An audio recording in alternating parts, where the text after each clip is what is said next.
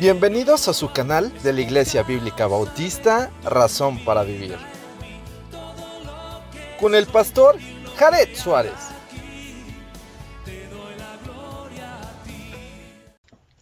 Bienvenidos a su canal de la Iglesia Bíblica Bautista, Razón para Vivir. Nos da mucho gusto que puedan acompañarnos para seguir en el estudio de la palabra de nuestro Dios. Estamos con el profeta Ezequiel, ya estamos en el capítulo 43. Vamos a hacer lectura de este pasaje y después nos vamos a poner en manos de nuestro Dios. La gloria de Jehová llena el templo. Me llevó luego a la puerta que mira hacia el oriente, y he aquí la gloria del Dios de Israel, que venía del oriente, y su sonido era como el sonido de muchas aguas, y la tierra resplandecía a causa de su gloria. Y el aspecto de lo que vi era como una visión, como aquella visión que vi cuando vine para destruir la ciudad, y las visiones eran como la visión que vi junto al río Quebar, y me postré sobre mi rostro, y la gloria de Jehová entró en la casa por la vía de la puerta que daba al oriente, y me alzó el espíritu y me llevó al atrio interior, y aquí que la gloria de Jehová llenó la casa. Leyes del templo. Oí uno que hablaba desde la casa, y un varón estaba junto a mí, y me dijo: Hijo de hombre, este es el lugar de mi trono, el lugar donde posaré las plantas de mis pies, en el cual habitaré entre los hijos de Israel para siempre. Y nunca más profanará la casa de Israel mi santo nombre, ni ellos, ni sus reyes con sus fornicaciones, ni con los cuerpos muertos de sus reyes en sus lugares altos, porque poniendo ellos su umbral junto a mi umbral, y su contrafuerte junto a mi contrafuerte, mediando solo una pared entre mí y ellos, han contaminado mi santo nombre con sus abominaciones que hicieron. Por tanto, los consumí en mi furor. Ahora arrojarán lejos de mí sus fornicaciones y los cuerpos muertos de sus reyes, y habitaré en medio de ellos para siempre. Tú, hijo de hombre, muestra a la casa de Israel esta casa, y avergüéncese de sus pecados, y midan el diseño de ella.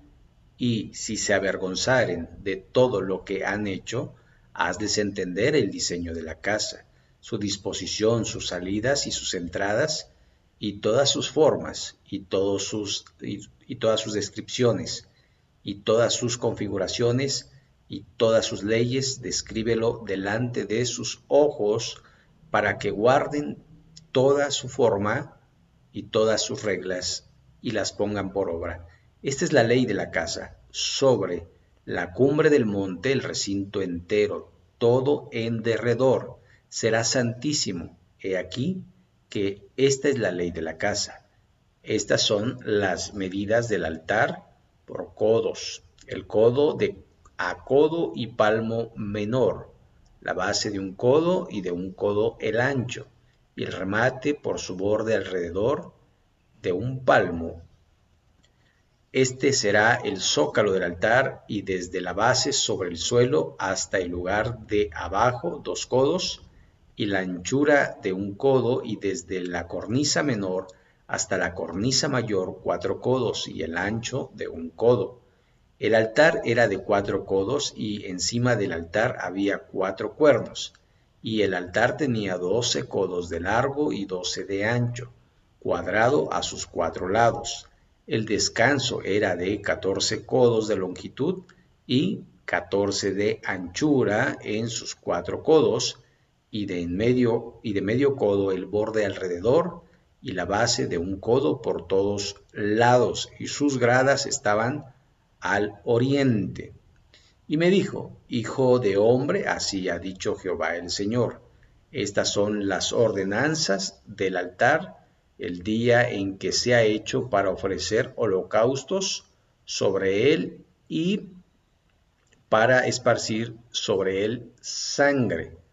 A los sacerdotes levitas, que son del linaje de Sadoc, que se acerquen a mí, dice Jehová el Señor, para ministrar ante mí. Darás un becerro de la vacada para expiación, y tomarás de su sangre y pondrás en los 4 cuernos del altar y en las 4 esquinas del descanso y en el borde alrededor. Así lo limpiarás y purificarás.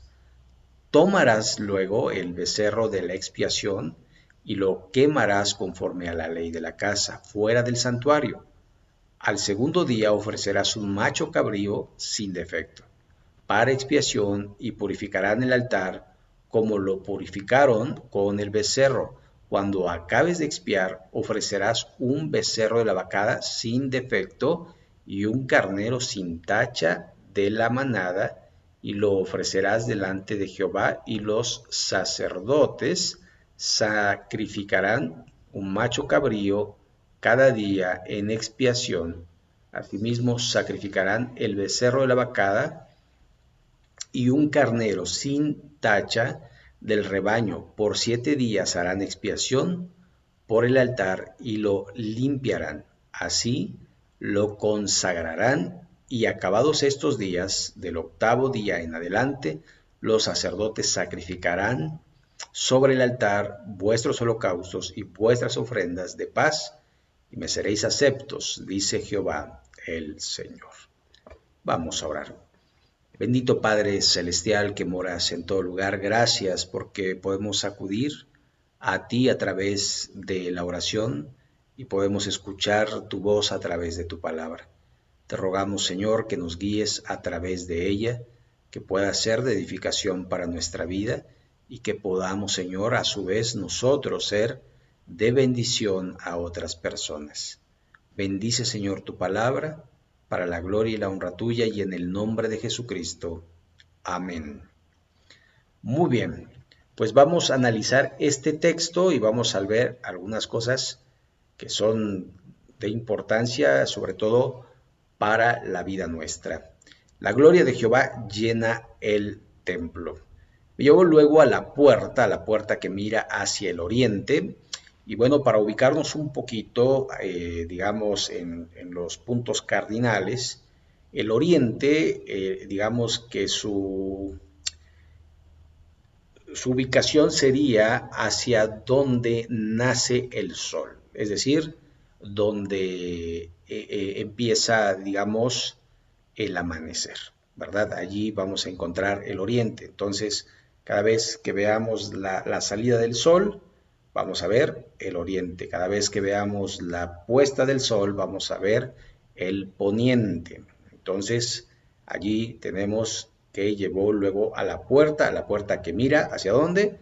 Hacia donde sale el sol. Y he aquí la gloria del Dios de Israel que venía del oriente. Y su sonido era como el sonido de muchas aguas, y la tierra resplandecía a causa de su gloria. Aquí, bueno, vamos a tener esta visión nuevamente. Si ustedes recuerdan, al principio Ezequiel había mencionado que había salido la gloria de Dios del templo. Había abandonado la gloria de Dios el templo, y ahora a este nuevo templo, que no es el templo del anticristo, sino el templo donde va a estar el mismo Señor Jesucristo reinando sobre la tierra en el milenio durante 1000 años. Allí en ese templo es donde vuelve la gloria de Dios, ¿ok? La presencia misma de Dios. Su sonido era sonido de muchas aguas. Entonces, algo que podríamos imaginar es un lugar de cascadas donde está cayendo continuamente el agua, y ese era el sonido que describe Ezequiel. Y la tierra resplandecía, es decir, había una gran luz. ¿A causa de qué? De su gloria. Estamos hablando de su santidad, ese resplandor que cuando Moisés estuvo 40 días y 40 noches allí en el monte Sinaí, cuando bajó, dice que resplandecía su rostro. Bueno, así resplandece. Es como cuando el Señor Jesucristo en la transfiguración resplandecía junto a Elías y junto a Moisés, entonces allí es ese resplandor de su gloria, y el aspecto que vi de lo que vi era como una visión, es decir, eh, algo que Dios me mostró. Y después dice, compara como aquella visión que vi cuando vine para destruir la ciudad, y las visiones eran como la visión que vi junto al río Quebar, y me postré sobre mi rostro. Recuerden esos círculos con grandes ojos, los querubines y uno sentado allí, ¿verdad? Allí eso es lo que vio, y eso es lo que va a entrar, ¿verdad? En el templo, porque allí va a habitar Dios. Bueno, por decirlo de esa manera, porque recuerde como el salmista David dijo, los cielos de los cielos no te pueden contener. ¿Cómo vas a habitar en una pared o en una casa de 4 paredes? Y entonces entendemos que la presencia de Dios iba a estar en el templo, y por esa razón era un lugar santificado, un lugar santo, un lugar de habitación para Dios. Y también debemos de decirlo, momentáneo. Es decir, este templo durará durante 1000 años, y podemos entender que los edificios se destruyen, los edificios van y vienen. Por eso no podemos poner nuestra confianza en un edificio, sino en el que de alguna manera llene ese edificio, y hablamos de la gloria de nuestro Dios. Es decir, un edificio sin la gloria de Dios son puras piedras, no tiene ningún significado, y entonces encontramos templos donde no está la presencia de Dios, son paredes que de alguna forma serán destruidas, y no hay bendición en esos lugares. Sin embargo, allí donde mora Dios, allí donde escogió Dios, allí es donde hay bendición. Y lo podemos ver a través de la historia. Él empezó allí en un tabernáculo en el desierto, erigido por el pueblo de Israel a través de la dirección de Moisés, y Dios dirigido por Dios, y allí, ¿verdad?, se manifestaba con una nube que les daba sombra durante el día, y una nube de fuego que les daba calor, y también les daba luz durante la noche. Entonces, allí esa gloria de Dios, la Shekinah, que fue cuando Salomón dedica el primer templo, y allí entonces entra como una gran nube la gloria de Dios. Esa gran nube sale cuando nos lo muestra Ezequiel. Bueno, seguimos. La última parte del verso 3, y me postré sobre mi rostro, es decir, adoré. Una de las cosas que debemos de hacer ante la presencia de Dios es precisamente eso, humillarnos ante la presencia de Dios y adorar. Y adorar es, de alguna manera, arrodillar nuestro corazón para poder decirle, Señor, tú eres Dios, yo soy tu siervo, y haz conmigo lo que tú quieras, yo te voy a obedecer. Verso 4, y la gloria de Jehová entró en la casa por la vía de la puerta que daba al oriente. La vía, hablamos del camino que daba por el oriente, y me alzó el espíritu y me llevó al atrio interior, es decir, al patio de adentro del templo, y he aquí la gloria de Jehová, que dice, llenó la casa. Entonces, estamos hablando no de un vehículo, sino de Dios mismo entrando allí en el lugar santísimo. Y oí uno que hablaba desde la casa de Jehová, y un varón junto a mí, y me dijo, hijo de hombre, este es el lugar, que dice, de mi trono. Entonces, esto nos da a entender que desde allí va a reinar, el lugar donde posaré las plantas de mis pies, en el cual habitaré entre los hijos de Israel para siempre, y nunca más profanará la casa de Israel, mi santo nombre, ni ellos ni sus reyes con sus fornicaciones, ni con los cuerpos muertos de sus reyes en sus lugares altos, porque, bueno, aquí lo voy a dejar. Si usted se da cuenta, yo acabo de mencionar que este era un templo que de alguna forma era temporal. Ahora,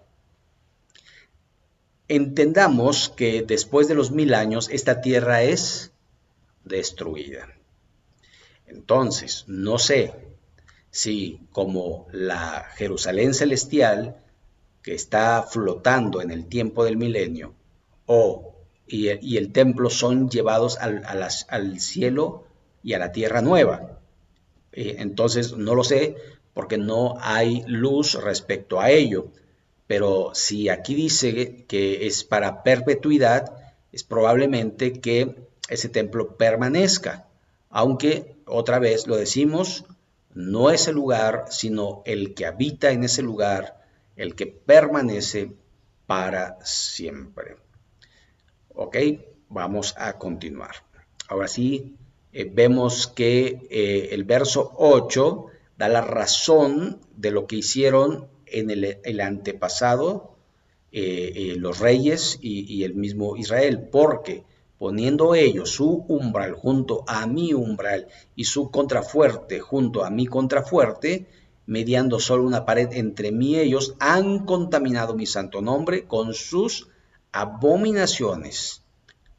Por tanto, los consumí en mi furor. ¿Se acuerdan que Ezequiel también nos mostró el templo y cómo habían habitaciones donde había estatuas de toda clase de ídolos que de alguna forma Israel andaba en hipocresía porque mientras decía que adoraba a Dios, adoraba también a los ídolos que Dios mandó que no se adorasen. De hecho, allí está en los 10 mandamientos: no tendrás dioses ajenos delante de mí, no los honrarás ni te postrarás delante de ellos. Y después, de alguna forma, Israel se fue desviando y desviando y vemos cómo se van dando las cosas de tal forma que el Señor Jesucristo, él cita a Isaías y dice: este pueblo de labios me honra, pero su corazón está lejos de mí. Y es por eso que hace un momento decía que la adoración tiene que venir del corazón, un corazón contrito y humillado, como el salmista nos lo dice en el Salmo 51, un corazón verdaderamente arrepentido, un corazón que se ubica delante de Dios sabiendo que no es nada, que solo Dios es Dios y que solo Dios es digno de ser adorado y que uno es polvo.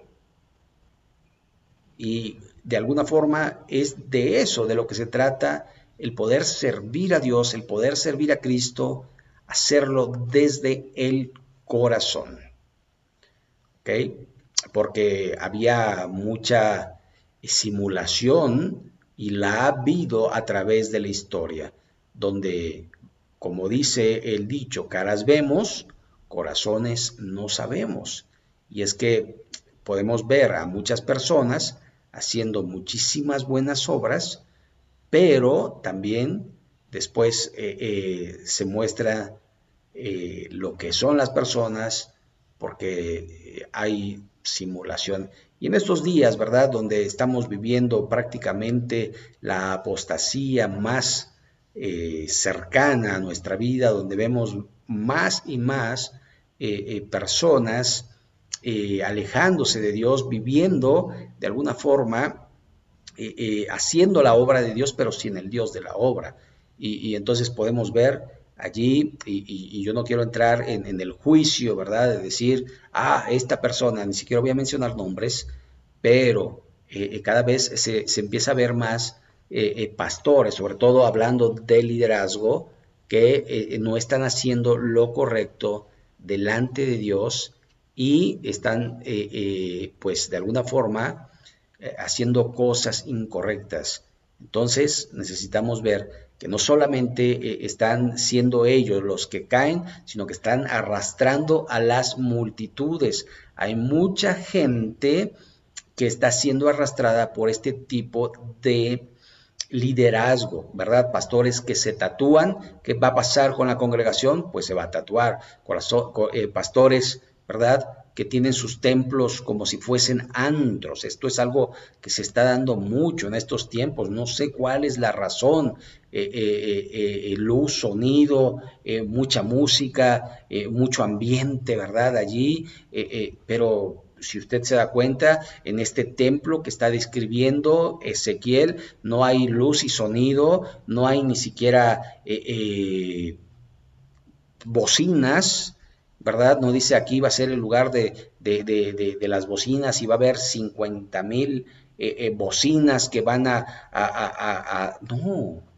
recuerde, lo que Dios quiere es el corazón, y estamos viviendo en tiempos donde se da más énfasis a la parte exterior de cómo te ves, de cómo cantas, de cómo te vistes, de cómo andas, cuando en realidad, otra vez lo quiero volver a repetir, Dios quiere nuestro corazón. Nuestro corazón es lo que le importa a Dios, y un corazón que adora a Dios con sinceridad. Así que estos que solamente dice que una pared, ¿verdad?, dividía donde estaba Dios y estaban ellos, pero realmente Dios tuvo que abandonar ese templo y fue destruido. Recuerde también, ese templo fue reedificado por Zorobabel con Josué, allí en el tiempo, ¿verdad?, de la primera deportación. Después vino Nehemías y él edificó las murallas, pero ese templo lo embelleció Herodes, y en el año 70 Tito Vespasiano, emperador romano, lo destruyó, y como el Señor dijo, no quedó piedra sobre piedra de ese templo. Así que podemos encontrar hoy en día allí donde estaba el templo, en el monte Moriah, donde iba a ser sacrificado Isaac por su padre Abraham. Allí se erigió el templo, ese templo que posteriormente destruido, y ahí donde está la piedra angular está la mezquita de Omar, o la mezquita de Omán, o la cúpula de la roca. Y sabe, no importa ese templo va a ser destruido. Recuerde que el Señor Jesucristo, cuando ponga sus plantas en su segunda venida, en el monte de los olivos, va a aterrizar, y ese monte dice que se va a hacer un gran valle. Ahí en ese valle, él va a hacer un templo. Él no va a necesitar albañiles, sino él simplemente lo va a hacer. Algo que para nosotros es imposible, pero para él es todo posible. Recuerden que nosotros somos criatura suya. Y imagínese hacer un ojo, hacer el sistema sanguíneo, o el sistema óseo, o el nervioso. No, nuestro cuerpo es una maravilla. Así que un templo, sin lugar a dudas, no va a haber pues prácticamente dificultad para poder hacerlo. Entonces allí es donde va a ser. Ahora, este templo, dice, el anterior fue contaminado, y fue contaminado con las abominaciones del pueblo y de los líderes, de los reyes, y por eso lo consumió el furor. Verso 9 dice, arrojarán lejos de mí sus fornicaciones. Recuerde, fornicación es impureza sexual. Y él dice que lo va a alejar de él, no quiere eso en su presencia. Y dice, y los cuerpos muertos de sus reyes, y habitaré en medio de ellos para siempre. Es decir, yo quiero un pueblo santo porque yo soy santo, y esto es lo que nos insta Levítico, y lo que nos insta también el apóstol Pedro, allí en el 1:13 de su primera carta, cuando dice, porque escrito está, sed santos como yo soy santo, dice el Señor. Entonces, de alguna forma, Él va a santificar a su pueblo para que su pueblo pueda vivir en rectitud y en santidad. Y otra vez volvemos a hablar del pueblo de Israel, no de la iglesia. Recuerde, la iglesia fue arrebatada, ¿verdad? Después, la iglesia pasa por lo que se conoce como las bodas del Cordero, está en el tribunal de Cristo y después viene, mientras está este evento, acá está la gran tribulación de 7 años, 3 años y medio y 3 años y medio, y posteriormente a estos años viene lo que se conoce como el milenio. Estamos hablando de ese tiempo donde el Señor va a regir con vara de hierro y todo Israel va a ser juntado para que puedan tomar la tierra que Dios le prometió a Abraham, a Isaac y a Jacob. Y ellos van a estar allí y de todos los confines de la tierra va a estar Israel reunido y el lugar de adoración va a ser allí, ese templo tan grande, tan inmenso que habíamos mencionado, que muchos autores, muchos escritores, muchos teólogos nos dicen que va a tener por lo menos unos 120 kilómetros cuadrados de construcción, así que es una gran ciudad. Lo que me llama la atención es que Israel tiene aproximadamente un poco más de 120 kilómetros cuadrados, Jerusalén, y esto va a ser mucho mayor. Entonces lo que estamos hablando es que él va a ser algo grande allí en su pueblo para ser manifestado a todas las naciones, porque él no solo va a gobernar Israel, sino va a gobernar todo el planeta Tierra. ¿Ok? Entonces, allí está el punto donde Israel va a ser el centro del mundo. Muy bien. Seguimos en el verso 10. Tú, hijo de hombre, muestra a la casa de Israel esta casa y avergüéncese de sus pecados y midan el diseño de ella, y si se avergonzaren de todo lo que han hecho, hazles entender el diseño de la casa, su disposición, sus salidas y sus entradas, y todas sus formas, y todas sus descripciones, y todas sus configuraciones, y todas sus leyes, y descríbelo delante de sus ojos para que guarden toda su forma y todas sus reglas y las pongan por obra. Si alguno pensó que ya después ya no iba a haber leyes, ya no iba a haber orden, pues quiero decirles que va a seguir habiendo orden de Dios. Y ver el verso 12, esta es la ley de la casa. Es decir, necesitamos tener de alguna manera medidas, necesitamos también tener limitaciones de qué hacer y de qué no hacer. ¿Sabe? Dios es un Dios de orden y por esa razón lo hace en su orden. Y dice, esta es la ley de la casa sobre la cumbre del monte, el recinto entero, todo alrededor será santísimo. Aquí que está es la ley de la casa. Y sabe, no dice lugar santo, sino dice será santísimo. ¿Se acuerdan que el templo tenía dos divisiones? Tenía el lugar santo, que era donde entraban los sacerdotes y hacían su labor, y después estaba el lugar santísimo, donde estaba el arca del pacto, y donde estaba el maná y la vara de Aarón que reverdeció. Allí estaba el lugar santísimo. Por ahora dice que esto va a ser santísimo. Esto nos habla de la condición de ese lugar y de los que habitan en ese lugar. ¿Sabe? En el milenio no va a haber pecado visible. Usted no va a ver nada que ofenda a la santidad de Dios. No lo va a ver. Porque como Él regirá con vara de hierro, cualquiera que se atreve a pecar ante su presencia, al instante morirá. Verso 13. Estas son las medidas del altar por codos, el codo de a codo, palmo menor.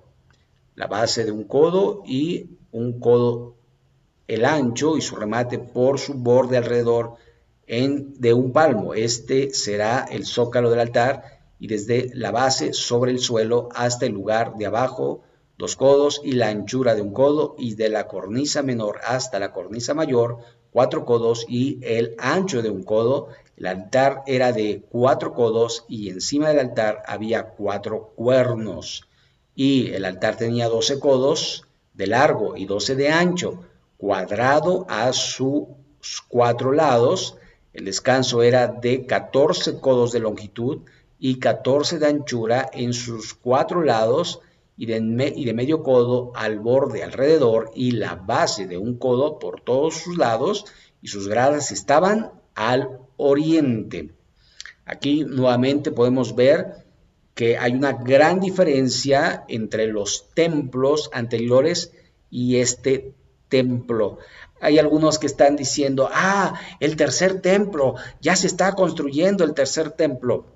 ¿Sabe? No se puede construir ningún templo porque el lugar del monte Moriah lo está ocupando la cúpula de la roca. Entonces, o es muy probable que se haga una alianza con el mundo musulmán para que se haga otro templo, y este templo obviamente va a ser donde va a estar la abominación desoladora, por lo tanto no es el templo donde va a habitar nuestro Señor Jesucristo, porque es un templo profanado, no es un templo santo, y además no va a tener las características que tiene este templo. Entonces, una de dos, o se deshacen del templo de la roca, o hacen un templo similar, donde pues prácticamente no tiene importancia. Lo único que nos muestra son los tiempos, porque cuando digan paz y seguridad, entonces vendrá sobre ellos destrucción repentina. Y recuerde que para eso la iglesia ya no está presente. Entonces podemos ver que este es un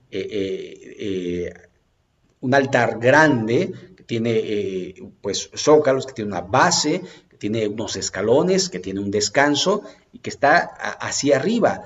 Algo muy distinto a lo que se había hecho durante toda la historia de la humanidad. ¿Por qué? Porque es algo que Dios así lo ha establecido y así lo quiere y así se hará. Muy bien, vamos a continuar. El verso 18. Y me dijo, hijo de hombre, así ha dicho Jehová el Señor. ¿Quién ha dicho? Jehová el Señor. Estas son las ordenanzas del altar el día en que se ha hecho para ofrecer holocaustos sobre él y para esparcir sobre él sangre. Y alguno dirá, oye Señor, pero en los otros templos no había escalones, ¿por qué ahora va a haber? Porque así lo quiere Dios. Pero Señor, pero si tú ya hiciste el sacrificio perfecto, ¿por qué otra vez vamos a derramar sangre? Porque así lo quiere Dios. A los sacerdotes levitas que son del linaje de Sadoc, que se acerquen a mí, dice Jehová el Señor, para ministrar ante mí, darás un becerro de la vacada para la expiación. Y acá hay algo muy importante. Si ustedes recuerdan, para el tiempo, digamos, de los reyes, en el tiempo de Salomón, el sacerdocio de Elí fue desechado. ¿Recuerdan?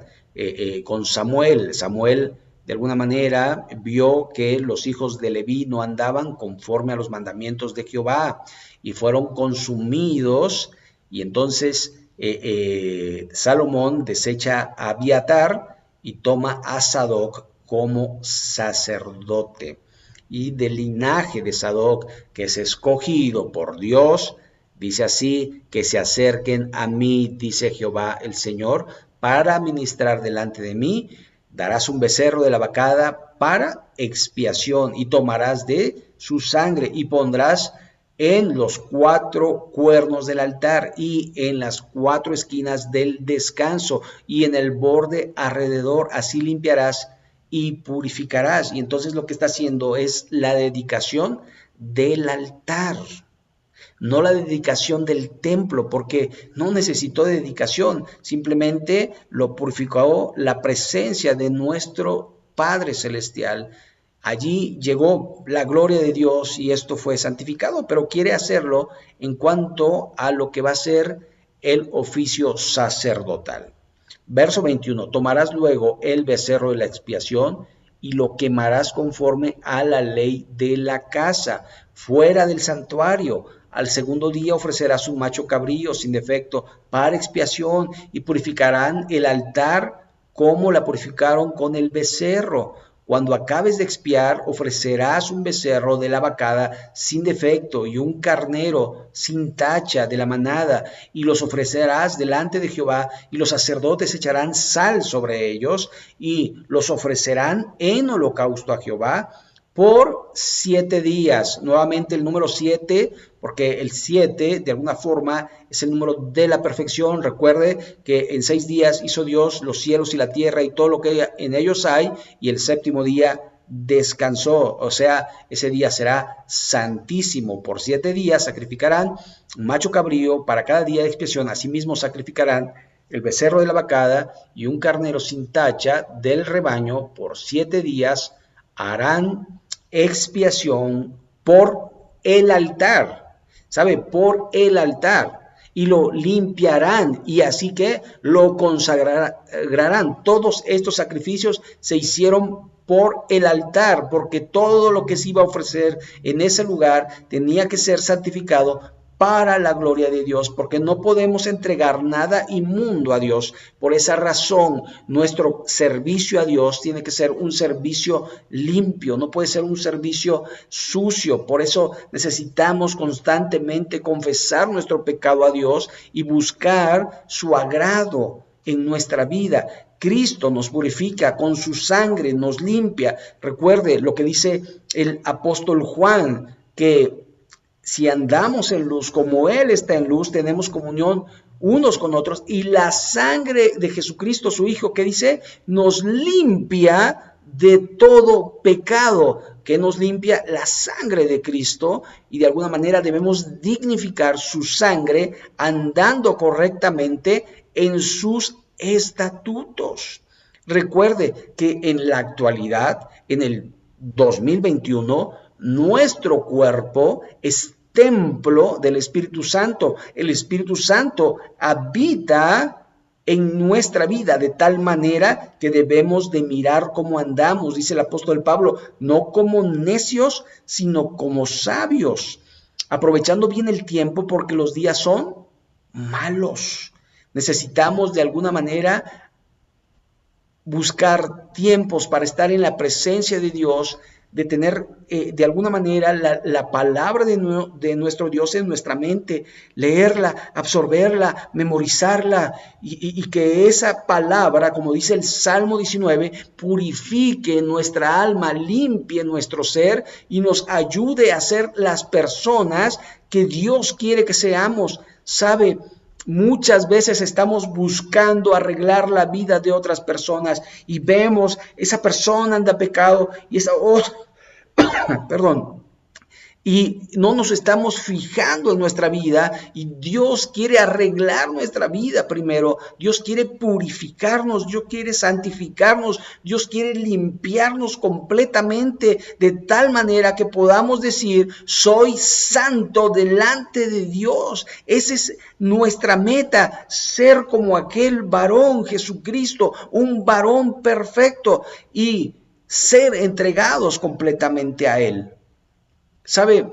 Nosotros somos mucho de arreglar por el exterior, pero no arreglamos el interior. Recuerde que el Espíritu Santo que habita en nosotros nos constriñe, nos hace entender que hay pecado, que hay juicio y que Dios quiere que andemos en su camino.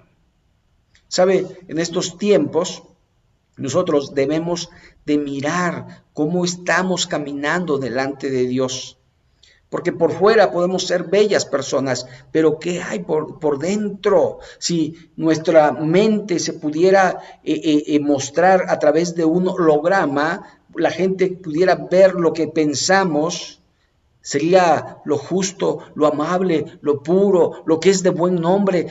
Saldría de nuestra mente pura virtud, pura cosa digna de adoración a Dios. ¿O saldría verdaderamente allí nuestra amargura, nuestros deseos vanos? Debemos de analizar, porque de lo que hay en nuestro corazón, lo que hay en nuestra mente, es lo que pensamos, es lo que hablamos, y esto resulta en lo que hacemos en el día a día. Usted se pregunta por qué tiene el carácter que tiene. Usted dirá, bueno, es que desde que yo tengo uso de memoria soy así. Y sí, es así, pero no debería ser así.